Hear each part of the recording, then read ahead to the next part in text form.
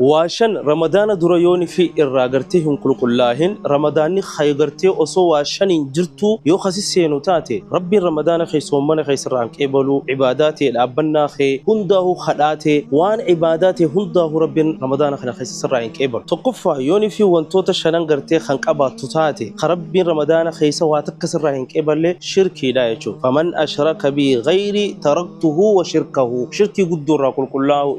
شركي تقراهله qulqullaahu xiqqoon sun riyaa rabbii gaditti gartee waan biraa agarsiifannaa takkaa'uu dhageetitti barbaaduu dalagaa daleeddisan rabbi qofaaf dalaguu dhabuun gartee wantoota rabbiin akkasirraa hin qeeballu godhanirraa kan lammaffaadhaa gartee waliin oodiinsa dubbanne san gartee osoo waliin ooddee jirtu nabi rabbi alayhi salaatu wassalaam obboleessa keetiin hin oodini laa yahjur ahadun akhaahu fawqa thalaatin namni tokko gartee obboleessa guyya sodii oliin hin oodinii jedhe duba yoo nama gartee waliin ooddee jiraatu taate dhiifam angartee irra dabruu hin dandeenye dalagaan teetillee gaduma kanatti haftii jechuudha. Kan sadafaadhaa gartee al-israaru ala al-macaasi dilii gartee ramadaana dura dalagaa jirtu osoo irraa hin toobatin toobarraa gartee dilii san lakkisuudha. Osoo dilii hin lakkisin diluma dalagaa ramadaana seentee diluma wajjiin gartee rabbiin dhiifama naa godhe yoo jettu taate osoo dilii sanirraa hin deemin rabbiin subhaanahu wa ta'ala siif hin araaramu. Man lam yada'a qawla az-zuuri wal amala bihi falaysa lillahi haaja fi an yada'a ta'ama wa sharaaba namni gartee cubbuu dubbachuu fi khijibu irraa hin fagaanne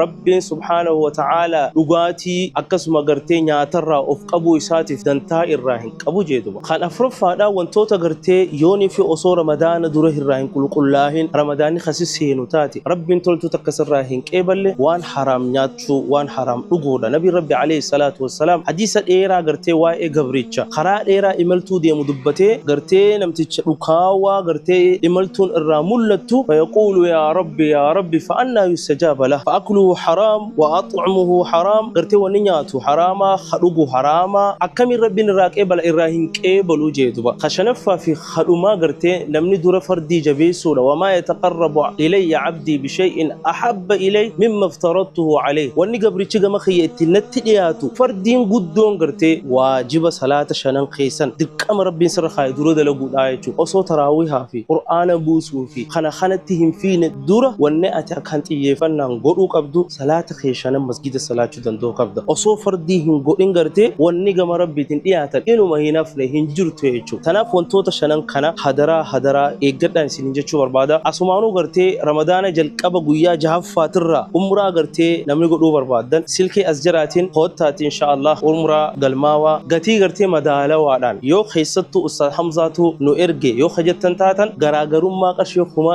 دمي شاني غرتي ني اركتني سرنجا بلبل ازجل جرو خنان غلماوا اكسما غرتي رمضان غمدو ما غيا خدو تربا ديمتني غرتي ايدرتي غلو تكاهو ايد غوتني غلو نمني بربادن انا في غرتي